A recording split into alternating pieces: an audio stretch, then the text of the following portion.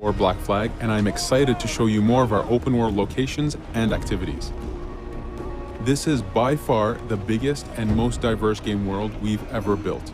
Over 50 major locations and more than 75 uncharted islands. In this demo, we will be jumping around to different parts of the Caribbean world and showing off some of this diversity. Here we are on Andreas Island, a coconut island with a pirate village. Up ahead, we have a tavern. Taverns are places where you can hire crew, pay for secret information about valuable convoys, you can play mini games, and of course, you can have a drink. To gain access to all of this, you need to prove yourself with your fists.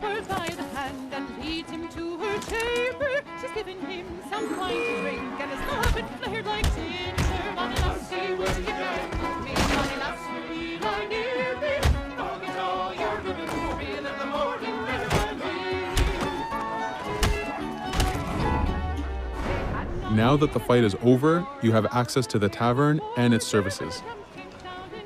This being a tavern, there's always plenty of rum to be drank, but drinking too much will have some fun surprises for you.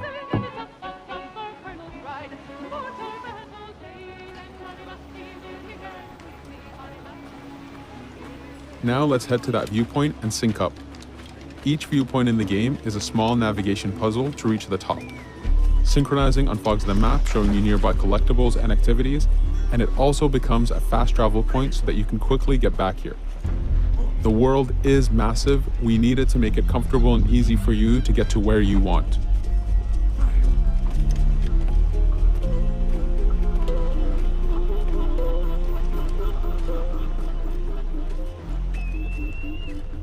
These viewpoints are also an opportunity for us to show off how beautiful and expansive this world really is.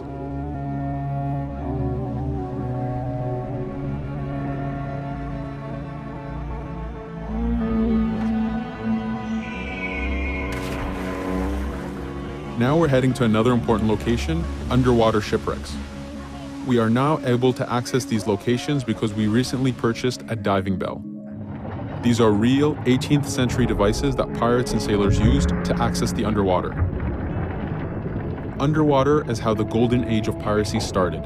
Through an incredible hurricane, tons and tons of Spanish gold was lost at the bottom of the seabed. This attracted poor, jobless sailors and pirates to dive down and grab this treasure. It was important for us to include the underwater as a new environment because it was so important to the history of piracy. The underwater is full of unknown dangers and predators.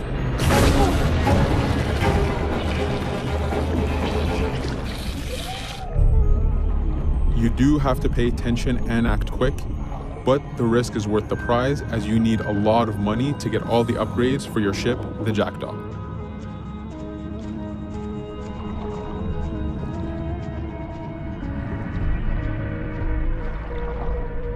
Stealth is very important, even in the underwater. Here, we can use the seaweed and plant life to keep yourself hidden from sharks and other dangers.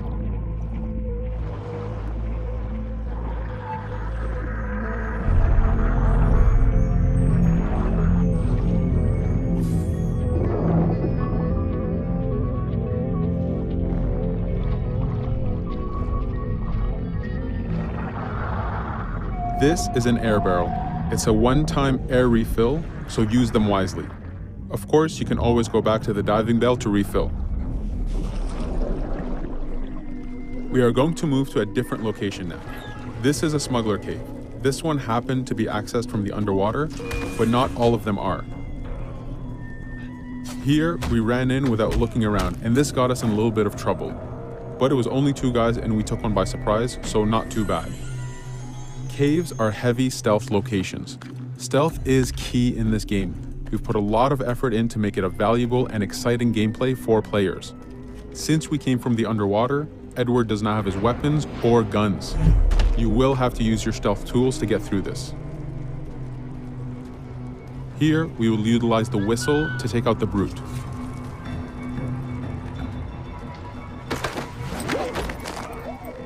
Anytime an enemy is taken out, they will drop their weapon for you to use.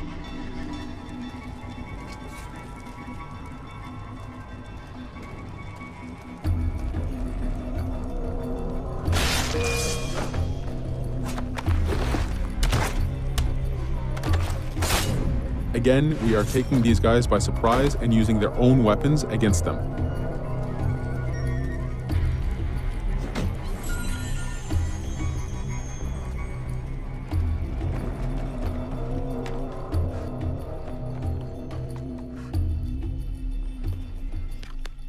Using just your fists keeps things quiet. This allows you to take advantage over the second guard.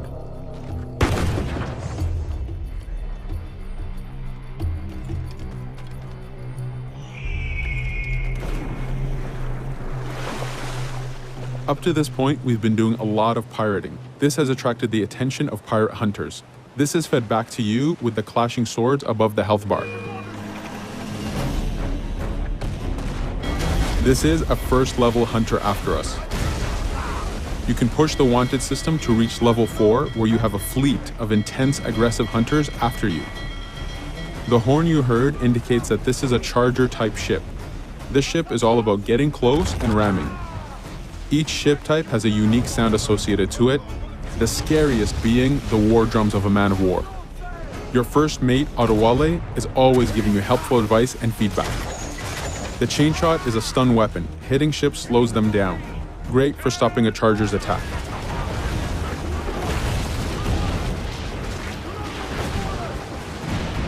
As the masts come down, we can start a boarding.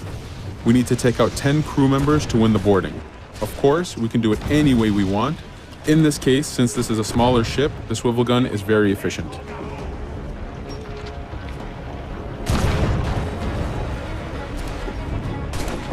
There are many objectives in the boarding system, including destroying powder keg reserves and removing the flag from the top mast.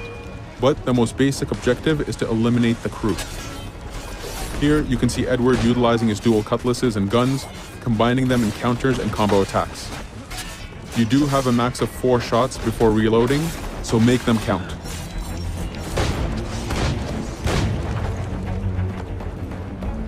Plundering a hunter allows you to send a very powerful ship to your fleet. They are also a good way to gain ammo for the Jackdaw. In this case, we will use this opportunity to lower our wanted level.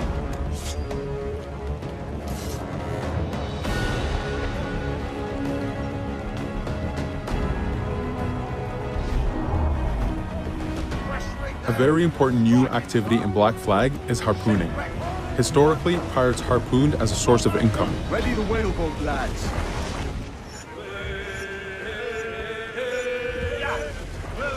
Harpooning is a part of upgrading Edward and his gear. There are many different types of creatures to harpoon, and they are all needed to get every single upgrade. Steady now, lads.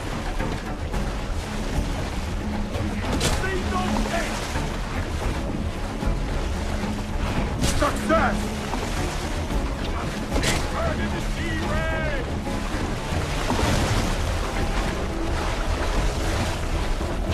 It's weakening!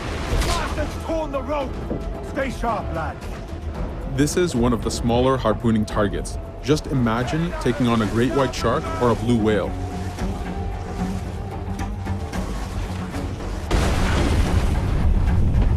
This one's dangerous! The harpooning activity itself has upgrades, and you will need them to take on the bigger targets. You can upgrade the health of the rowboat, the number of harpoons you carry, and the damage of the harpoons themselves.